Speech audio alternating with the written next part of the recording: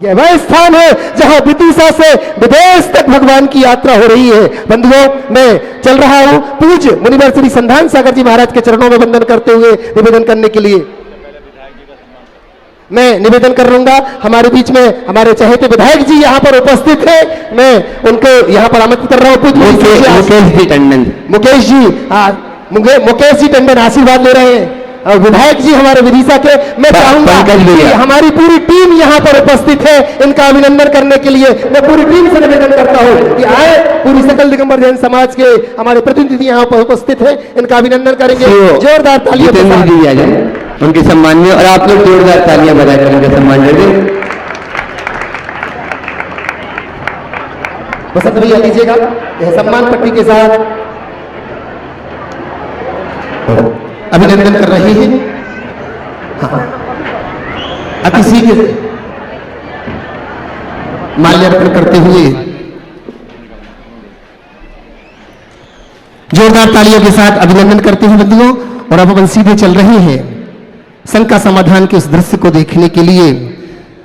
शंकाओं की नदी में बह रहे असंख्य भव्य जीवों को जिन्होंने समाधान की नौका दी है, ऐसे जहां शंकाएं तो हमारी हैं और सम्यक समाधान पूज्य गुरुदेव के हुआ करते हैं। हम चल रहे हैं पूज्य गुरुदेव महाराज जी के चरणों में वंदन करते निवेदन कर रहा हूं, गोस्वामी शंका समाधान के सत्र को गति आपके द्वारा प्रदान हो, ऐसा निवेदन कर रहा हूं। गोस्वामी नमोस्तु। और प्रथम प्रश्न के लिए ये सत्र जो है प्रारंभ हो रहा है, और उसके प्रथम प्रश्न जो है अपने बीच में विधायक जी यहाँ पर उपस्थित। मैं विधायक जी से निवेदन करता हूँ, अपना प्रश्न रख रही है।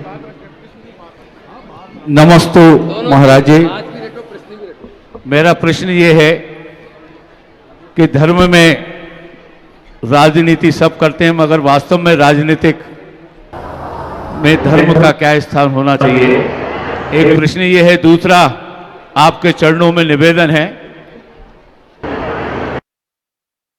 धर्म का उपयोग सब करते हैं, मगर वास्तव में राजनीतिक व्यक्ति का, धर्म में राजनीतिक व्यक्ति का क्या उपयोग होना चाहिए। नमस्ते महाराज जी। दूसरा मेरा निवेदन है पूरे शहर वासियों से आपके चरणों में कि चतुर्मास विदिशा में धार्मिक नगरी है, आपका चतुर्मास हो जाएगा तो हम कृतज्ञ हो जाएंगे, और हमारे शहर के सभी धर्म प्रेमी बंधुओं को उसका लाभ मिल जाएगा। आपके चरणों में निवेदन है। देखिए विधायक जी खड़े रहे, आप 2 मिनट खड़े रहे तो अच्छा लगेगा। आप यहीं रहें। बहुत अच्छा सवाल किया है। पहले तो मैं चाहूँगा एक बार जोरदार अभिनंदन विधायक जी को। आपका बहुत अच्छा सवाल है कि राजनीति में धर्म का उपयोग तो बहुत करते हैं, लेकिन एक राजनीतिक व्यक्ति का धर्म में क्या उपयोग है। मैं ये कहूँगा कि राजनीति में धर्म का उपयोग बुरा नहीं है, पर धर्म की राजनीति नहीं होनी चाहिए। अगर धर्म की राजनीति होती है तो अनर्थ होता है जी। राजनीति में यदि धर्म आ जाए जी तो बुरा नहीं, धर्म में राजनीति आए तो बहुत बुरा है जी। अंतर क्या है? राजनीति में धर्म आएगा तो रामायण की रचना होगी, और धर्म में राजनीति आ जाए तो महाभारत मचेगा जी। देश को रामायण की जरूरत है, महाभारत की नहीं। इसलिए मैं यही चाहूँगा कि राजनीति धर्म से जुड़े, पर धर्म में राजनीति ना आए। आपका दूसरा सवाल का दूसरा पहलू कि एक राजनीतिक व्यक्ति का धर्म क्या होना चाहिए। मैं तो ये कहूँगा राजनीति के क्षेत्र में आगे बढ़ने वालों का पहला धर्म जनता की सेवा, और दूसरा धर्म राष्ट्र की पूजा। उनका यही धर्म होना चाहिए, जनता की सेवा और राष्ट्र की पूजा। इस लक्ष्य को लेकर यदि कोई राजनीति में आगे बढ़ता है तो हमारे राष्ट्र के अभ्युत्थान को कोई नहीं रोक सकता। जहाँ तक राजनीतिक व्यक्तियों के धर्म से संबद्ध होने का सवाल है, मैं तो रोज अपनी प्रार्थना में ये भावना भाता हूँ धर्मधारी हो नरेशा। जितने लोगों के हाथों में सत्ता के बागडोर है, वे सब धर्मी बने। यदि धर्मियों के हाथ में सत्ता की बागडोर होगी तो सत्य का शासन होगा, और पापी के हाथ में सत्ता की बागडोर होगी तो अधर्म का शासन होगा। हमें सत्य का शासन चाहिए, हमें धर्म का शासन चाहिए, ताकि जनता में शांति और सौहार्द हो। आपने जो निवेदन किया है, पहले भी किया था, सब कर रहे हैं, लेकिन आप सबको पता है हमें सबको अवसर देना चाहिए।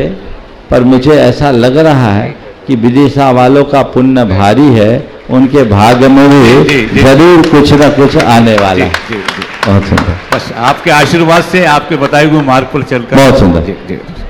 अपने आज इस संघ समाधान के सत्र में श्रीमती भरतेश जैन, जो धर्मपत्नी है अनिल जी सुहाने, डीजे रायसेन यहाँ पर उपस्थित हैं। हाँ, डिस्ट्रिक्ट जज जो है।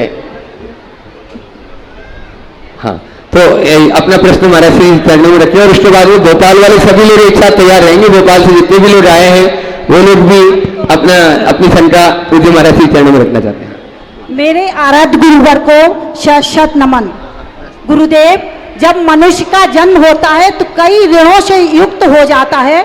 ये मुझे जिज्ञासा है गुरुदेव कि ऋण कितने प्रकार के होते हैं। जनरली सभी ने सुना है कि पितृऋण होता है। इसके अलावा यदि हमारा जैन कुल में जन्म होता है तो हमें किन किन ऋणों को चुकाना आवश्यक होता है, और यदि हम इन ऋणों को ना चुकाएं तो हमारे क्या दुष्परिणाम होंगे? बहुत बहुत अच्छा सवाल किया। हमारे जीवन में किनका किनका ऋण चढ़ा है? बहुत कम लोग हैं जिन्हें इस बात का बोध होता है। सबसे पहला ऋण जन्म का, जन्मदाता जीवनदाता का, यानी माता पिता का ऋण बहुत बड़ा ऋण है। जिनने हमें जन्म दिया, जीवन दिया, संस्कार दिया, जिनके कारण आज हम यहाँ हैं, बल्कि मैं ये कहूँ कि हमारे शरीर का एक एक बूंद खून जिनकी कृपा का प्रसाद है, ऐसे जन्मदाता माता पिता का ऋण हमें चुकाना चाहिए। दूसरा ऋण धरती माता का, जहां हमने जन्म लिया, जहां का अनाज खाया, जहां का हवा और पानी का आश्रय लेकर हम पले बढ़े, ऐसे धरती माता या राष्ट्र का ऋण हमें कभी नहीं भूलना चाहिए। अपने जीवन के आखिरी सांस तक ऋणी बने रहना चाहिए और उसको चुकाने का प्रयत्न करना चाहिए। तीसरा ऋण है समाज का ऋण। हमारे जीवन के निर्माण में समाज का बहुत बड़ा योगदान है। ये समाज ही है जिसके कारण आज आप एक सभ्य नागरिक के रूप में खड़े हैं। अगर सामाजिक व्यवस्था और सामाजिक दबाव नहीं होता, सामाजिक मर्यादाओं की रक्षा का बोध नहीं मिला होता, तो जो कुछ आज आप बने हैं, आज जो एक सभ्य नागरिक के रूप में अपनी पहचान बना पाए, क्या ऐसा होता? आभार मानव समाज का ये बहुत बड़ा ऋण है। और चौथा ऋण है गुरु का ऋण, जिनने हमें जीवन की दिशा दी, जिनने हमारे जीवन के निर्माण का मार्ग बताया, जिनने हमारे कल्याण का रास्ता दिखाया, उन गुरु का ऋण बहुत दुर्लभ। इनके ऋण को हम चुका भी नहीं सकते, इसलिए इनके ऋण का हमें हमेशा स्मरण रखना चाहिए। ये ऋण दुष्प्रतिकार है, इसलिए इनके प्रति कृतज्ञ बने रहना, अपने जीवन की आखिरी सांस तक इन्हें याद रखना, इस कर्ज को चुकाना अपना फर्ज मानकर चलना, यह हमारे जीवन की एक बड़ी उपलब्धि है। इसके दुष्परिणाम क्या होंगे अवहेलना करने पर? हाँ, अवहेलना करने पर इसके दुष्परिणाम क्या होंगे? ऋण की ऐसे लोग जो इनके ऋणों का स्मरण नहीं करेंगे वे महा अभागे कहलाएंगे।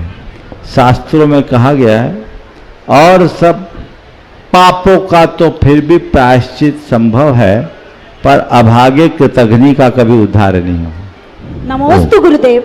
आज ज्ञान कल्याण का दिन और ज्ञान को जन जन तक पहुंचाने वाले ऐसे पूज्य महाराज श्री जी की वाणी को विकास भाई के साथ में उनकी पूरी टीम यहाँ पर उपस्थित है, वो खड़े हो जाएं और पूज्य महाराज श्री चरणों में प्रश्न कर रहे हैं। रेणु, संदीप, अनुपम, अपने देश के जाने माने पंडित जी रतनलाल जी पंडित जी भोपाल, उनके सुपुत्र अनुपम जी जो गुणायतन के ट्रस्टी भी हैं, वे यहाँ पर उपस्थित है। पंकज जी भी उपस्थित है, वे राजेश मड़भैया भी यहाँ पर हैं, गुणायतन के ट्रस्टी सभी लोग, और वे प्रश्न कर रहे हैं। उनकी सबकी ओर से एक प्रश्न केवल अनुपम जी पंडित जी प्रश्न कर ले फास्ट जल्दी, और उसके बाद में तैयार रहेंगे सीए अनुशिका, डॉक्टर सौरभ विदिशा। नमोस्तु महाराज जी। पूरा भोपाल पलक पावड़े बिछा के आपके आगमन का इंतजार कर रहा है। हम लोगों के अहोभाग्य है कि आपका पदार्पण के लिए हम लोग पूरे तरह से तैयार हैं और खुश हैं।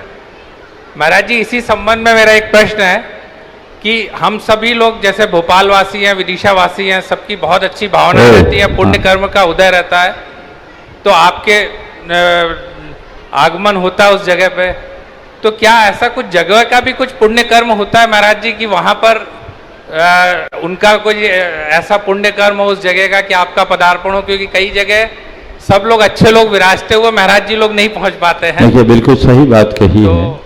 इस संबंध में पूछना चाहूँगा। अच्छे संयोग बहुत दुर्लभता से मिलते हैं, और अगर किसी को अच्छे संयोग मिल रहे हैं तो इसे मान करके चलना चाहिए कि पुण्य है।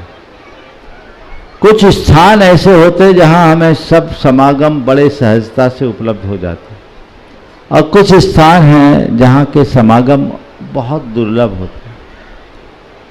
तो ये उस जगह में रहने वाले लोगों के भी पुण्य को तो प्रभावित करता ही है, पुण्य से प्रभावित होता है, ऐसा मानना चाहिए। इसलिए आप लोग भाग्यशाली मानो अपने आप को कि मध्य प्रदेश में जन्म लिए हो, और मध्य प्रदेश में भी भोपाल वाले ज़्यादा भाग्यशाली हैं, और विदिशा वाले तो बाजू में हैं ही। तो ऐसी जगह जहाँ साधुओं को बिना प्रयास के सानिध्य मिल जाए तो कहना क्या, वे लोग तो तरस जाते हैं जिन्हें इनके दर्शन नहीं मिलते। 1993 की बात है, गुरुदेव रामटेक में थे, एक परिवार आया आंध्र प्रदेश से, विजयवाड़ा के पास से, और वो परिवार आचार्य महाराज और संघ के दर्शन से अभिभूत हो गया। उनके आंखों में आंसू टप टप धार, और उनके जो प्रमुख थे बहुत बड़े माइनिंग के व्यवसायी थे, उनने भारी आंखों से मुझसे कहा, महाराज 65 वर्ष की उम्र हो गई, जीवन में पहली बार दिगंबर मुनि के दर्शन करने का सौभाग्य मिला। मेरे पास सब कुछ है, लेकिन आज इस दर्शन के बाद लगा कि मेरे पास जो है वह सब तुच्छ है, असली जीवन तो ये है। तो आप लोग भाग्यशाली हो कि आपको ये सब सहयोग मिल रहा है। चलिए आगे। सी अनुशिका, डॉक्टर सौरभ जैन विदिशा जी, उन्होंने अपने हाथ की कला के माध्यम से पूज्य गुरुवर का हैंड स्केचिंग के माध्यम से बहुत ही सुंदर चित्र आप लोगों ने अभी जिसका यहाँ पर विमोचन भी किया था, वे अपना प्रश्न यहाँ पर रख रहे हैं, और उसके बाद वे तैयार रहेंगे गुणायतन के शिरोमणि संरक्षक ललितेश जी नितिन जी, फिरोजाबाद, पूरा परिवार यहाँ पर। नमोस्तु नमोस्तु नमोस्तु। महाराज जी, मैं मेडिकल कॉलेज में चर्म रोग विशेषज्ञ हूँ जी। सवाल करिए सीधे। महाराज जी, हमारे देखने में 2 रोग आते हैं, एक कुष्ठ रोग और एक ल्यूकोडर्मा। कुष्ठ रोग महाराज जी ऐसा रोग है जिसमें संक्रमण भी है और उससे नसों का प्रभाव पड़ता है और उंगलियां हाथ पैर टेढ़े होते हैं। और ल्यूकोडर्मा बहुत आम बीमारी है जिसमें सफ़ेद चिट्टे होते हैं जिससे कोई संक्रमण नहीं होता है। तो जिन लोगों को ज्ञान नहीं है वो ल्यूकोडर्मा को भी कुष्ठ समझ के भेदभाव करते हैं। तो क्या महाराज जी ऐसे ल्यूकोडर्मा से पीड़ित मरीजों के साथ इस तरह का धार्मिक रूप में भेदभाव होना चाहिए? हमारे यहाँ तो किसी के प्रति घृणा उपेक्षा का भाव नहीं रखना चाहिए। क्लिष्टेषु जीवेषु कृपा परत्तम की बात कही गई है, हमें सबकी सेवा करने का प्रयास करना चाहिए। हाँ, संक्रामक बीमारियों में यथासंभव हमें सावधानी रखना चाहिए। जहाँ तक लिकोडर्मा की बात है, वो कोई बीमारी नहीं है। मेलानिन की कमी से शरीर में आया हुआ एक वर्ण भेद है, इसलिए इसको लेकर के किसी के प्रति उपेक्षा का भाव नहीं रखना चाहिए। ये कभी भी किसी को भी हो सकता है, इसलिए हमें उनके प्रति और अधिक सकारात्मकता रखनी चाहिए। ओह हाँ, ललितेश जी, कमलेश जी, ललितेश जी फिरोजाबाद जो गुणायतन की शिरोमणि संरक्षक है, उसके बाद में अनुराग जी सोदिया तैयार रहेंगे शिरोमणि संरक्षक टीम के साथ में, पूरी टीम के साथ में तैयार रहेंगे। महाराज जी के चरणों में मेरा कोट कोट नमन। महाराज जी, फिरोजाबाद में मैंने कुछ अजैनों से कहा कि वो शंका समाधान देखें, तो एक सज्जन जो मेरे मित्र हैं उन्होंने शंका समाधान देखा और मुझे एक दिन मिले, मुझसे बोले कि ललितेश भाई, तुमने मुझे इतना अच्छा चैनल बता दिया कि मैं जब महाराज जी को सुनता हूँ तो देखता हूँ वो कंप्यूटर भी फेल कर दिया महाराज श्री ने। सवाल करो। हाँ, सवाल मेरा बेटा करेगा। मेरे जीवन के मार्गदर्शक मेरे गुरुदेव को मेरा तथा मेरे परिवार तथा फिरोजाबाद दिगंबर जैन समाज की ओर से त्रिवान नमोस्तु नमोस्तु नमोस्तु। महाराज जी, मेरे शंका ये है कि हमारे जीवन में जो कष्ट आते हैं उनको हम अपने किस तरह से विकसित करें, उसका कष्टों को हम किस तरह से विकसित करें, जैसे देखिए, पहली बात तो ललितेश जी ने जो बात कही, मैं उनकी बात को अपनी ओर से पुष्ट करते हुए आप लोगों को कहूँगा, आप लोग थोड़ा उदार बनिए, कंजूसी छोड़िए, अकेले रस लूटने की जगह औरों को भी रसपान करने का अवसर दीजिए। आप लोगों को चाहिए जहाँ कहीं भी अच्छी बातें हों उसे फैलाएं। हम प्रायः ऐसा देखते हैं कि लोग अच्छी बातों को तो एक जगह रोक रखते हैं, बुरी बातें फैलाने में बहुत ज़्यादा तत्परता दिखाते हैं। तो हमें अपना अभ्यास बदलना चाहिए और अच्छी बातों को फैलाने की कोशिश करनी चाहिए, ताकि अच्छाइयों का विस्तार हो और लोग अपने जीवन का कल्याण कर सकें। अब रहा सवाल, हम अपने कष्टों को, अपने जीवन में जो कष्ट आते हैं उनको मस्ती में कैसे विकसित करें, मस्ती में, कष्ट को मस्ती में कैसे विकसित करें। देखो, कष्ट को मस्ती में विकसित करना है तो कुछ नहीं करना है, कष्ट को स्वीकार कर लो। जब तक हम कष्ट या दुख को स्वीकार नहीं करते वो हम पर भारी होता है, और जब हम उन्हें स्वीकार लेते हैं तो वो बहुत हल्का हो जाता है। उदाहरण के लिए, जितने भी एडवेंचरस प्रोग्राम होते हैं वो क्या बहुत लग्जरियस होते हैं? नहीं। कष्टकर होते हैं कि नहीं? जी होते हैं। दूसरे देखते हैं उनको डर लगता है जी, लेकिन जो करता है वो आनंदित होता है जी। क्यों? उसको स्वीकारो। दूसरा उदाहरण दे देता हूं, क्रिकेट का मैच होता है 46-47 टेम्परेचर में जी, हजारों की संख्या में दर्शक क्या करते हैं? आनंद ले रहे होते हैं, धूप में, आनंद ले रहे होते हैं उसका। लू में जी। और जो खिलाड़ी खेल रहे हैं वो भी आनंद ले रहे हैं एक जगह टिके जी। इसका मतलब क्या है? धूप में भी आनंद आ सकता है कि नहीं? तो धूप में आनंद आता है तो तुम लोग एसी छोड़ के धूप में रहना शुरू कर दो।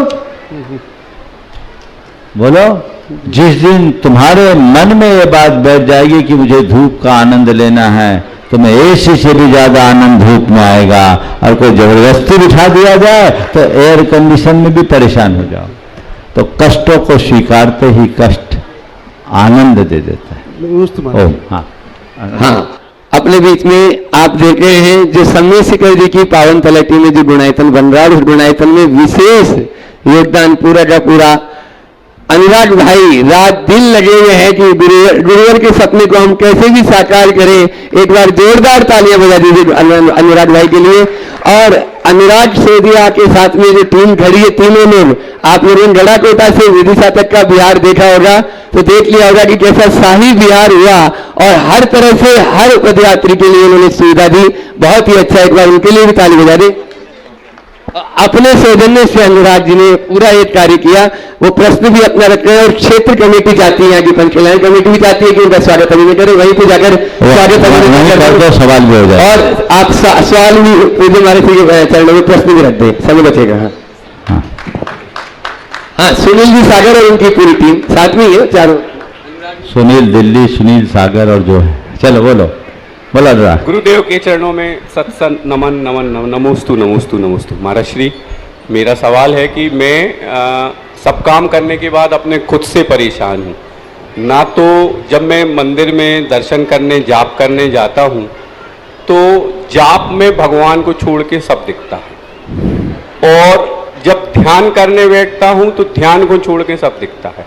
महाराज श्री, बहुत लंबी हर तरह की कोशिश करने के बाद भगवान नहीं दिख रहे, भगवान नहीं दिख रहे, भगवान नहीं दिख रहे। देखो बहुत अच्छा।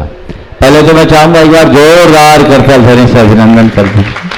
बहुत जल्दी आप सब इनके कामों से रूबरू होंगे और बहुत तेजी से काम चल रहा है। ये आप सबका सौभाग्य है कि आपके ही बीच का एक नवयुवक इस अभियान को गति देने में लगा हुआ है। बहुत अच्छी बात। आपने जो बात कही कि और इसके साथ इनके सभी सहयोगियों को जो प्रचंड लू में भी लोगों को बड़ा शीतलता प्रदान करते हुए यहाँ लाए हैं, एक बार इनके भी सहयोग के लिए अभिनंदन करना चाहिए। आपने जो पूछा है कि जाप करते समय जाप को छोड़कर सब में मन लगता है और ध्यान करते समय ध्यान को छोड़कर सब लगता है, दर्शन करने के समय भगवान को छोड़कर सब दिखता है, तो इसका क्या उपाय? इसका एक ही उपाय है, जब औरों को देखो तो भगवान को देखने लगो, जब बात करो तो जाप करने लगो, और जब कोई काम करो तो ध्यान करने लगो। मेरी बात सुनो, इतनी जल्दी समझ में नहीं आएगी, मैं बहुत गहरी बात कर रहा हूं। मतलब क्या है? जाप करते समय जाप में मन नहीं लगता, दर्शन करते समय भगवान नहीं दिखते, ध्यान करते समय ध्यान नहीं लगता, ये जो बात कह रहे हैं ये बात बिल्कुल से बेईमानी है। जाप करते समय आप अपना मन जाप में नहीं लगाते, ध्यान करते समय आप ध्यान में नहीं डूबना चाहते, और दर्शन करते समय आप प्रभु को अपनी आंखों में नहीं भरना चाहते, तो दिखेंगे कैसे? जाप करने में मन लगता नहीं, लगाना पड़ता, ध्यान किया नहीं जाता, ध्यान में जिया जाता है। ध्यान में डूब जाओगे तो ध्यान होगा, इधर उधर का ध्यान लगाओगे तो ध्यान कहां से लगेगा? डूबो, लीन हो जाओ। जब मुझे ध्यान करना है आंखें बंद कर दो, और आंखें बंद करके उन सब चीजों को देखने की कोशिश करो जो हम ध्यान में खोजते हैं। हम बाकी काम में भी जो मैंने बात कही कि और काम करते समय भगवान को ढूंढो तो तुम्हें जल्दी भगवान मिलेंगे, लेकिन भगवान को दर्शन करते समय देखोगे तो तुम पाओगे और काम मन में आ जाता है, क्योंकि और काम के संस्कार है। तो जीवन की दिशा बदलनी चाहिए, डूबने का अभ्यास करना चाहिए, क्योंकि हमारे चित्त में दूसरे संस्कार इतने प्रभावी हो गए हैं कि बिना चाहे मन भागता है, तो उससे मोड़ने के लिए हमें सम्यक प्रयत्न आवश्यक है। महाराज श्री, हमारे पाप कर्म का उदय होगा। अरे पाप पुण्य छोड़ो, पुरुषार्थ जगाओ, सब साफ हो जाएगा। नमोस्तु महाराज। आज 4-5 बड़े बड़े महिला मंडल, और ये भी तुम्हारा ही नहीं, सबकी कहानी है, अकेले तुम नहीं, सबकी कहानी है, इसलिए मैंने उत्तर सबके हिसाब से दिया। चलिए, हाँ। 4-5 महिला मंडल भी यहाँ पर उपस्थित है। एक मिनट, जितने आ सकते हैं देख लेते हैं। महिला जैन मिलन तैयार रहे और अपना प्रश्न पूज्य महाराज श्री जी के श्री चरणों में रखे। उसके बाद में अविनाश भैया, अविनाश जी प्रवक्ता तैयार रहेंगे। अगली महिला मंडल पहले से तैयार पूछेगी। नंबर कट जाएगा फिर। हाँ, जल्दी बोलो। महाराज श्री, अच्छे स्वास्थ्य के लिए तो भावना योग है, परंतु मधुर संबंध के साथ धर्म साधना कैसे करें ये नहीं। भावना योग करो, सब अच्छा हो जाएगा। चलो आगे बढ़ाओ। एक ही, हाँ, ओ नहीं, आज बहुत दबाव है। अविनाश जी प्रवक्ता जो आज गुणायतन से भी पूर्ण रूप से समर्पित हो चुके हैं, गुरु चरणों में वो अपना प्रश्न भी रखे हैं, और गुणायती के यहाँ जो शिरोमणि संरक्षक के रूप में यहाँ विदिशा के हैं, वो उनका स्वागत भी कर देंगे। ट्रस्टी लोग भी उनका स्वागत कर देंगे। बसंत भाई महाराज श्री, वहीं जाके कर दो। गुरुदेव आपसे 1992 से जोड़ा, और आपने ऐसा जोड़ा कि प्रवक्ता पद से जोड़ा, समाज भी प्रवक्ता से अलग हटके नहीं देखना चाहती, और लोग भी हमें प्रवक्ता ही प्रवक्ता, तो अविनाश जैन प्रवक्ता के अलावा और कुछ रह ही नहीं गया। मुझे तो लगता है तू मोक्ष जाएगा, वहां भी प्रवक्ता बन जाएगा। बोलो। हाँ वही कर दीजिए। देखिए आज अच्छे भाव अनुराग अविनाश के पिछले 3 दिन से भाव थे। महाराज हम गिलहरी जैसा कुछ सहयोग देना चाहते हैं। मैंने कहा तेरा दान नहीं तेरा योगदान बड़ा है, और इनने अपने बेहद योगदान देने का मन बनाया है। एक बार इनका जोरदार अभिनंदन कर लीजिए। नमोस्तु गुरुदेव, नमोस्तु। आगे होगा अगला। चलो हाँ मुझे बोलना है। नहीं प्रश्न है, आपको जो बोलना है वो घोषणा कर दीजिए जल्दी से। चलिए ठीक है, जल्दी से 30 सेकेंड में। शीतल विहार न्यास के सच कुलकुलालय के लिए एक ममता संजय भैया पूरा एक परिवार जो कि हमारा है, एक नई मूर्ति छत्र चमर भाव आगे पहुंचे, और चेक की राशि भी इनके साथ में नगद में है, साथ में इनकी शंका भी है। वहीं यहाँ लिया सम्मान हो जाए। दूसरा बोलो, जब तक दूसरा नाम बोलो, फटाफट नाम बोलो। हाँ और भी नाम है ना इसमें? नहीं ये नाम नहीं है, प्रश्न ही है। अच्छा खाली प्रश्न है इनका और 5 लाख ये अलग है, बोलो उसको। हाँ उसके बाद में तैयार रहेंगे चंद्र प्रभु महिला मंडल, तैयार रहेंगे चंद्र प्रभु महिला मंडल, संजय भंडारी भी बाद में तैयार रहेंगे। फटाफट नाम बोल दो। हाँ चलो जल्दी। संजय भैया ये चेक भी लेके आएंगे माता जी। मैं कमेटी के सदस्यों से विनती करूंगा कि आएंगे प्रेस चेक पैक करें। आप और घोषणाएं करो जल्दी। हाँ साथ में पवन भैया रायल सिटी, कोषाध्यक्ष चरण बिहार, डॉक्टर सौरभ जैन, गौरव जैन, श्री विद्यानगर धर्मशाला के लिए 1 कमरे की स्वीकृति मतलब 5 लाख रुपए की स्वीकृति दी है। कंप्यूटर राशि उन्होंने जमा करा दी है, साधुवाद के पास हैं। श्री विकास कुमार जैन, ऋतु जैन, देवी की स्वीकृति हमारे पास स्वीकृति आ गई है। मैं निवेदन करूँ कि यदि हैं तो फिर गुरु के पावन चरणों में आकर अपने नमस्ते व्यक्त करें। श्रीमती दीप्ति सनी जैन, अहमदाबाद। पवन जी आ जाओ। पिता श्री विमल कुमार जैन, विदिशा, एक बेटी की स्वीकृति 1,80,000 रुपए की स्वीकृति उन्होंने शीतल विहार न्यास के लिए अरहंत विहार निवासी हैं। श्री राजीव कुमार जैन, अनिल कुमार जैन, अरहंत विहार, 1 कमरा जो कि 5 लाख रुपए की स्वीकृति जो अपने विद्यालय के लिए बन रहा है उसकी स्वीकृति दी है। श्री जिलन कुमार जी, गुणमाला, श्री कुरवाई वाले जो कि उन्होंने एक बेटी अपने बेटे चलिए जल्दी से संस्कार के सेवा में दी थी उनके लिए। अक्षय कुमार जी गोयल, सीमा रीमा सलामतपुर, एक बेटी की स्वीकृति इनकी घोषणा हुई थी। श्रीमती शकुन दीदी, श्री केसी जैन पुरानी मूर्ति की राशि जमा कर रही हैं।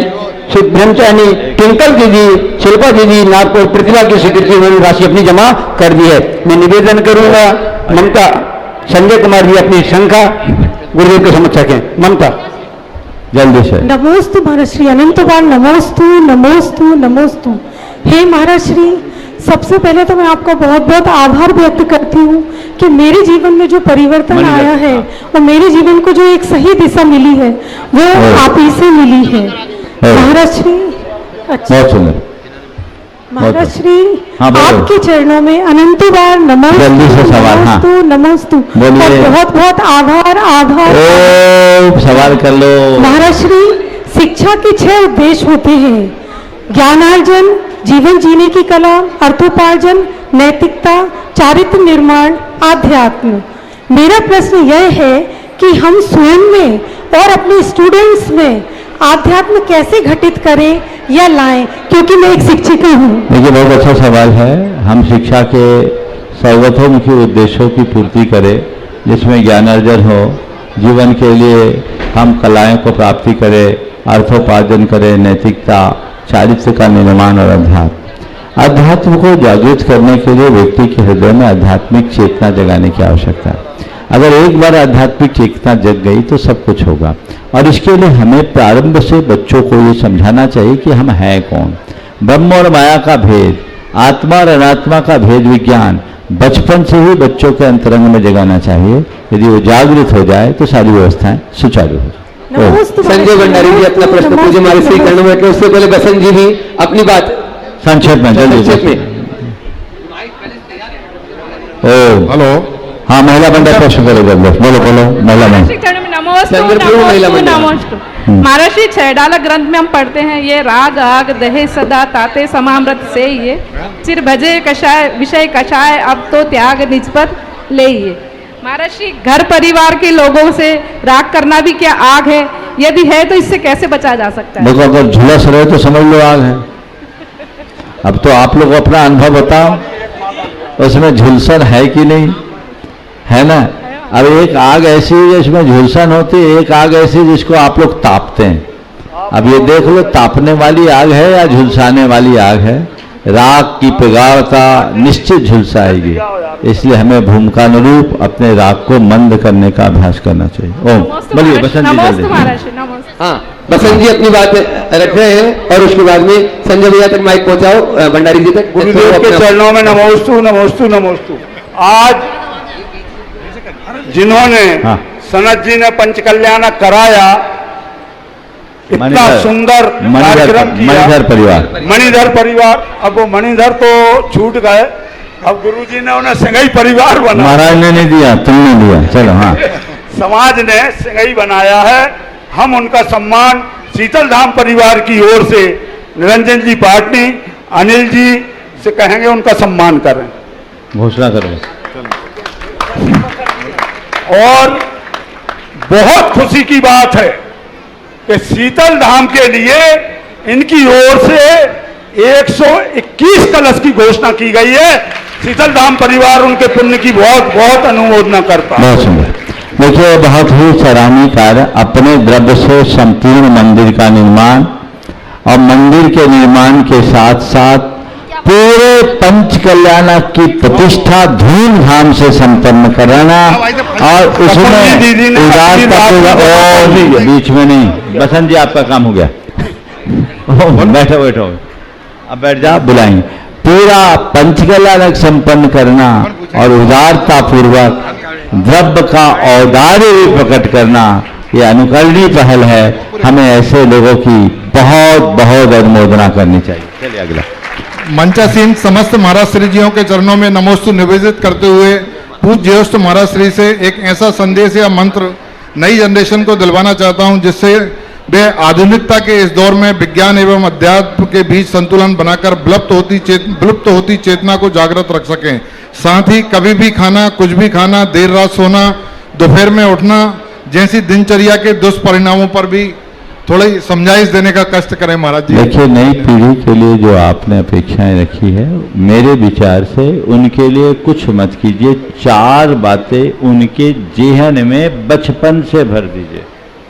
पहला, पाप से डर, पाप भीति आज के समय में सबसे ज्यादा अगर प्रभावित हुआ है तो एक ही लोगों को पाप पुण्य का कोई बोध भेद ही नहीं समझ, पाप का डर खत्म हो गया। उनके हृदय में पाप भीति बचपन से भरनी चाहिए। दूसरी बात, संवेदनशीलता। अगर हृदय में संवेदना जागृत होगी तो उनके जीवन में बाकी सारे मूल्य स्वाभाविक रूप से प्रकट हो जाएंगे। तीसरी बात, उनके हृदय में हम बचपन से ही कर्तव्य निष्ठा का बोध कराएं। क्या करनी है, मेरा कर्तव्य, मेरा दायित्व क्या है अपने प्रति, परिवार के प्रति, समाज के प्रति, देश के प्रति। और चौथी बात, औचित्य का बोध। क्या उचित है, क्या अनुचित है, इसका बोध बचपन से धीरे धीरे कराइए। बड़े होने पर उस बच्चे को कभी कहना नहीं पड़ेगा कि तुम ये करो और वो करो।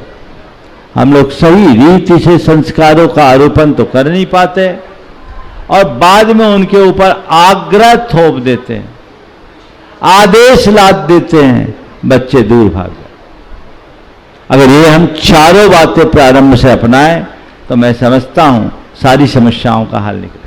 श्री अनिल जी एडवोकेट, निदेशक शीतल धाम ट्रस्ट, और उसके बाद में तैयार रहेंगी श्री वासुपूज्य महिला मंडल, वासुपूज्य मजिनालय, विदिशा।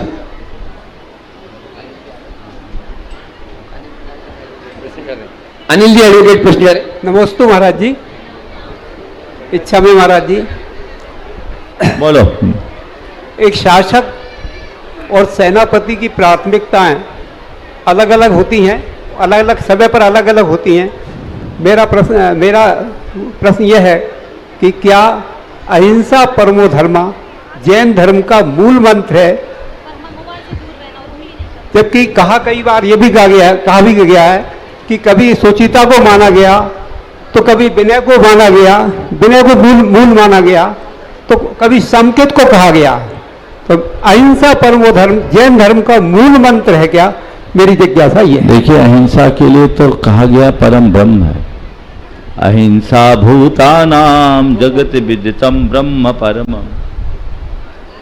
अरे जो ब्रह्म है तो धर्म तो है ही। अहिंसा परमो धर्म, मूलतः ये वाक्य। आप सबके लिए एक रहस्य की बात बता रहा हूं। जैनी लोग अहिंसा परमो धर्म की जय तो बोलते हैं, लेकिन अहिंसा परमो धर्म ये वाक्य महाभारत के एक श्लोक का पूर्वार्ध है, एक चरण। अहिंसा परमो धर्म, अहिंसा परमो तपः, अहिंसा परम ज्ञानम, अहिंसा परम श्रियम, ऐसे इस आशय का एक श्लोक है। तो अहिंसा परम धर्म है, हम लोग स्वीकार करते हैं, और ये महाभारत का वाक्य है। तो अहिंसा को परम धर्म के रूप में हमें स्वीकारना ही चाहिए। चाहे शुचिता हो, चाहे सरलता हो, चाहे मृदुता हो, चाहे क्षमा हो, उन सब के पीछे अहिंसा है। क्योंकि अहिंसा और हिंसा का संबंध जीवों के बद अबद तक सीमित नहीं है। हमारे अंदर की अच्छाई अहिंसा है और बुराई हिंसा है। इसलिए बुराई से मुक्त होइए, अच्छाई को अपनाइए, और पूर्ण अच्छाइयों को जो प्राप्त कर लिया वही परम ब्रह्म है। ऐसा समझ। आगे वासु पूज्य महिला मंडल अपना प्रश्न रखेंगे और उसके बाद में तैयार रहेंगे हमारी आज की शंका समाधान के सत्र में। राजेश जी, रविंद्र जी जैन बाठल, जो एक्साइज इंस्पेक्टर भी है, आप कार्याधिकारी, वे अपना प्रश्न रखेंगे आज की शंका समाधान में। जी यहाँ पर आगे त्रय मुनि राजों के चरणों में बारंबार नमोस्तु नमोस्तु नमोस्तु।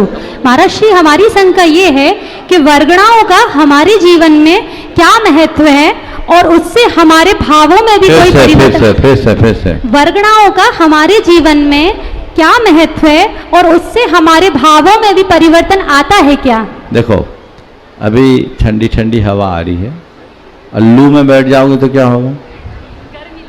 हाँ, चेहरा कुमला जाएगा, और अभी तो खिला खिला लग रहा है क्योंकि बाजू से ठंडी ठंडी आ रही होगी।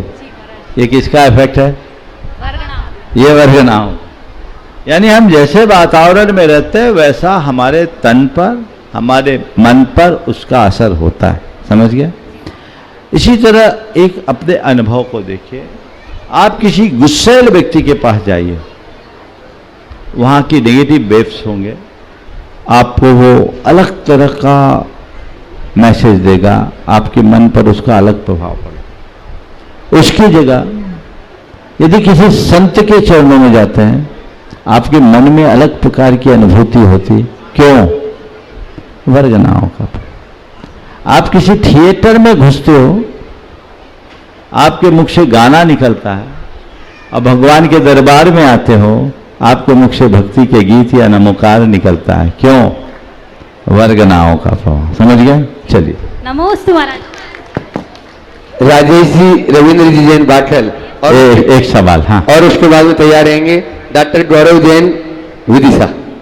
हे स्वामी जी, नमोस्तु नमोस्तु नमोस्तु। शुल्लक जी के चरणों में एक छामी।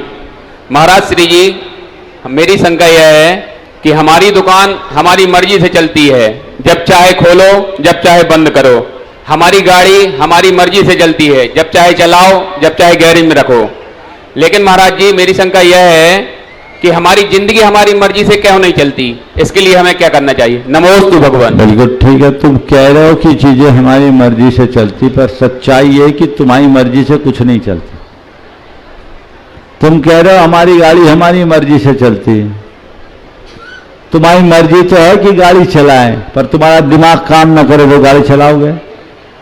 नहीं चला। तुम चाहते रहो कि हम गाड़ी चलाएं, गाड़ी में पेट्रोल नहीं है, तुम्हारी मर्जी से चल जाए? नहीं चलेगी। तुम चाह रहे हो कि गाड़ी मेरी मर्जी से चले, पर गाड़ी का इंजन सीज हो जाए, तुम्हारी मर्जी से चलेगी? तुम्हारी मर्जी से क्या चलती? एक सांस भी तुम्हारी मर्जी से नहीं चलती। सब प्रकृति से बंधी हुई चीजें, सब संयोगों पर निर्भर है। ये मनुष्य के मन का अहंकार है कि वो कहता मैंने किया, ये मेरे मर्जी से हुआ। तेरे मर्जी से कुछ नहीं होता। जो कुछ होता है सब संयोगों से होता है। इस सत्य को स्वीकार कर लोगे तो तुम कर्म करोगे, फल की वांछा से मुक्त हो जाओगे। और जो कर्म करता है, फल की वांछा से मुक्त होता है, वही कर्म योगी बनता है। तो कर्म योगी बनो, निष्काम कर्म के धनी बनो, जिससे अहंकार मुक्त जीवन चल सके। नमोस्तु भगवान, नमोस्तु। डॉक्टर गौरव जिनेंद्र संपूर्ण परिवार के साथ में हैं और अपना प्रश्न रखें। उसके बाद में तैयार रहेंगे अरियंत महिला मंडल, अरियंत बिहार, विदिशा। नमोस्तु महाराज जी। महाराज जी, मेरा प्रश्न यह है कि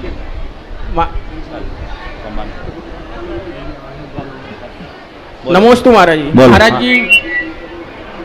महाराज जी, मेरा प्रश्न यह है कि मेरा प्रोफेशन है चेहरे की सर्जरी, प्लास्टिक सर्जरी। चेहरे की सर्जरी और प्लास्टिक सर्जरी मेट्रो की ब्रांच है, मगर मैं यहाँ विदिशा में करता हूँ, जो कि बहुत महंगी होती है। तो कई बार मेरे को ऐसा धोखा खाना पड़ जाता है। अपन निर्धन समझ के लोगों की मदद कर देते हैं, बाद में पता चलता है कि वो निर्धन था ही नहीं। तो क्या अपने को चैरिटी छोड़ देनी चाहिए? कृपया मार्गदर्शन दें। भैया, अगर मुझसे पूछोगे तो तुम नुकसान में रहोगे। गलत नंबर डायल कर लिया, समझ गए। पहली तो बात यह है कि जो तुम्हारी सर्जरी है, इसमें दो तरह के केस होते होंगे। एक वे जो गंभीर रोगों से ग्रसित होने के बाद आते हों, कैंसरस हो या और कोई दुर्घटनाग्रस्त, उनके लिए वो रूप देना बहुत जरूरी है। वो गरीब हो चाहे अमीर, वो पीड़ित है। पीड़ित की सेवा करना हमारा धर्म है। और दूसरे वो जो अपना लुक ठीक करने आते हैं, फिगर सुधारने आते हैं। ये कोई गरीब तो आ ही नहीं सकता, वो अमीर ही होगा। तो वो पीड़ित नहीं है, अपने रूप से प्रभावित है और दूसरे को प्रभावित करने के चक्कर में आए। तब मैं तुमसे ये कहूँगा, पीड़ित से प्रभावित होना और प्रभावितों को अपने प्रभाव में लाना, तो मामला ठीक हो जाए। नमोस्तु महाराज, नमोस्तु। हाँ, अरियंत महिला मंडल अपना प्रश्न रख रही हैं और उसके बाद में 1 मिनट और उसके बाद में तैयार रहेंगे श्रीमती जिनेंद्र जैन, श्रीमती गुणमाला जैन, श्रीमान जिनेंद्र जैन, जिन्होंने शीतल धाम के लिए जितनी राशि बोली थी पूरी दान में दे दी। ऐसा परिवार यह है, वो अपना प्रश्न रखेंगे। और यदि पूज्य महाराज श्री जी पर अनेकों लोग PhD कर रहे हैं और यहाँ विदिशा की भी एक बहन है जो श्रीमती प्रीति बाला जैन, यदि यहाँ उपस्थित है तो वो आ जाएंगे मंच पर। महाराज चरणों में बारंबार नमोस्तु नमोस्तु नमोस्ति। महाराज श्री, मेरा प्रश्न यह है कि आशीर्वाद एवं पुरुषार्थ एक सिक्के के 2 पहलू हैं, तो क्या आशीर्वाद फलीभूत होता है महाराज श्री? आशीर्वाद और पुरुषार्थ एक सूत्र के 2 पहलू। देखो, आशीर्वाद फलीभूत होता है उनको जो आशीर्वाद लेते हैं। ध्यान से सुनना, हम लोग आशीर्वाद देते नहीं, आप आशीर्वाद लेते हो। जो लेता उसको फल मिलता, जो नहीं ले पाता वहीं रह जाता। आशीर्वाद है क्या? गुरु के आशीर्वाद से आपके भीतर एक प्रकार का आत्मविश्वास जगता है और वह आत्मविश्वास आपके रुके काम को पूरा कर देता है। किस्सा सुनाता, एक राजा ने अपना राज खो दिया। अचानक आए परचक्र के आक्रमण से अपने आप को बचा नहीं पाया। जान बचाने के लिए उसे वन की ओर जाना पड़ा। छोटे से कुछ सैनिकों के साथ वो वन में था और वन में उसे एक संत के दर्शन हो गए। और वो संत ऐसे वैसे नहीं, बचपन के उसके मित्र थे और बहुत पहुंचे हुए संत। उसने संत से अपनी बात कही। संत ने कहा, राजनीति में ऐसा होता रहता है, लेकिन तू घबरा मत। फिर से ताकत लगा। खोया हुआ राज पाया जा सकता है, हार के जीता जाता है, जीत के हारा जाता है। एक काम कर, मेरे पास एक सिक्का है, वो जादुई सिक्का है, करिश्माई सिक्का है, मैं उसे उछालता हूं तो हेड या टेल बोलना। अगर आ गया तो यही फैसला हो जाएगा। सिक्का तेरे हक में गिरा तो तेरी जीत निश्चित, और हक में नहीं गिरा तो तेरी हार। ठीक, उसे सिक्का उछाला। इसने बोला हेड, निकला हेड। बोला जा विजयी भव, तेरी जीत पक्की। अब क्या था, संत का आशीर्वाद और सिक्के की भविष्यवाणी। थोड़ी सी सेना थी, उसको उसने संगठित किया और थोड़े अपनी सैन्य संगठन को बढ़ाया और योजनाबद्ध तरीके से उसने लड़ाई लड़ी और खोए हुए साम्राज्य को फिर से पा लिया। जैसे साम्राज्य पाया, वापस संत चरणों में कृतज्ञता प्रकट करने के लिए गया। गुरुदेव आपके आशीर्वाद से मैंने अपना खोया हुआ राज पा लिया। बोला मेरा क्या आशीर्वाद, ये तेरा पुरुषार्थ। बोले महाराज मैं तो सब खो चुका था, आपका ही तो आशीर्वाद था। आपने सिक्का उछाला और सिक्के में हेर आया, इसलिए ठीक है। बोला हाथ बढ़ा। हाथ बढ़ाया, उनने झोले से सिक्का निकाला, उसके हाथ में रखा। बोले इस सिक्के को पलट देखा, उस सिक्के के दोनों तरफ हेड था, दोनों तरफ हेड था। तो गुरु क्या करते हैं? गुरु कुछ नहीं करते हैं, तुम्हारे हाथ में एक ऐसा सिक्का देते हैं जिसमें दोनों तरफ हेड है, और जो उस सिक्के को संभाल लेता है उसकी जीत होती है, जो नहीं संभाल पाता वो हार जाता है। बंधु, पंच कल्याणक प्रतिष्ठा महोत्सव यहाँ संपन्न होने को है। कल उसकी अंतिम आहुति होगी, मोक्ष कल्याणक होगा प्रातःकाल, और कल प्रातःकाल मोक्ष कल्याणक के बाद कल हम लोग यहाँ से बास पूज्य जिनालय में जाएंगे। सुबह ही यहाँ के मोक्ष कल्याणक की संपन्नता के बाद बास पूज्य जिनालय जाएंगे, और कल का शंका समाधान कहाँ होगा? बासुपुज। हाँ, आप लोग पहले से पता है। कल का शंका समाधान शीतल धाम में होगा, समझ गए? और उसके आगे क्या होगा उसका पता कल लगेगा। ओम नहीं। हाँ, श्रीमती जिनेन्द्र, श्री गुणमाला जैन अपना प्रश्न रखे हैं, जल्दी करो। हाँ महाराज जी, श्रीफल कोटि भट्ट थे, कोटि भट्ट का क्या मतलब होता है? कोटि भट्ट यानी जो 1 करोड़ योद्धाओं से लड़ने में समर्थ हो। आगे चलिए, बोलिए। हाँ, पूज्य महाराज श्री जी पर जो शोध कर रही है, और डॉक्टर प्रीति बाला जैन शोधार्थी जो शंका समाधान और भावना योग पर भी शोध अपना कार्य जारी रख रही है। अनेकों ऐसे शोधार्थी हैं जो पूज्य महाराज श्री पर शोध कर रहे हैं। हाँ, अपना प्रश्न रखेंगे, बोलो। वो अपना प्रश्न रख रहे हैं। तब तक एक सूचना और दे दूं, हमारे साथ में जो विजय प्रमाणिक जो यहाँ पर बहुत ही तन मन से लगा रहता है, ऐसा उसने एक डॉक्यूमेंट्री तैयार की है पंच कल्याण के ऊपर ही आपकी। अभी आप उसके बाद में यहाँ पर देख सकते हैं। इसके बाद में त्रय मुनिराज के चरणों में कोटि कोटि नमोस्तु। संगस्त छुल्लक जी महाराज के चरणों में इच्छामी इच्छामी इच्छामी। हे मुनिवर, आप शंका समाधान कार्यक्रम के संबंध में मैं कुछ अपनी भावनाएं रखना चाहती हूँ, आपकी आज्ञा हो तो। प्रश्न पूछने से पहले सवाल संक्षेप में कर लीजिए, समय ओवर हो गया, जल्दी बोलिए। महाराज जी, आप परम तपस्वी तेजस्वी साधक होने के साथ साथ हिंदी गद्य साहित्य की संत परंपरा के उच्च कोटि के मूर्धन्य साहित्यकार भी हैं। महाराज जी, हिंदी गद्य साहित्य में अनेक विधाओं के साथ वार्ता विधा भी शामिल है, और ये वार्ता विधा में कई प्रकार की वार्ताएं होती हैं, जैसे कि वैज्ञानिक संबंधी वार्ताएं, युवा जीवन से संबंधित वार्ताएं, वैज्ञानिक संबंधी वार्ताएं, और इन वार्ताओं में अलग अलग समय पर अलग अलग विषयों से संबंधित अलग अलग विशेषज्ञों को बुलाकर विषय संबंधी प्रश्न किए जाते हैं और उनसे सलाह और सुझाव लिए जाते हैं। लेकिन मुनिवर, आप ऐसे महान जीवन शैली के विशेषज्ञ हैं जो एक ही समय पर अनेक विषयों से संबंधित समस्याओं की गहराई में उतरकर शंकालुओं को, जो जिज्ञासुओं को निराकरण प्रस्तुत करते हैं। हे मुनिवर, आपने अपने वाक चातुर्य से इस वार्ता विधा को बहुत विशाल और व्यापक बना दिया है। हिंदी गद्य साहित्य की इस नई विधा को, वार्ता विधा को, आपका अमूल्य योगदान है। आपकी जो साहित्य है, आपकी जो प्रवचन शैली है, उसकी बहुत सारी शैलियों पर मैंने अपना शोध कार्य किया है, जिसमें शंका समाधान भी शामिल है।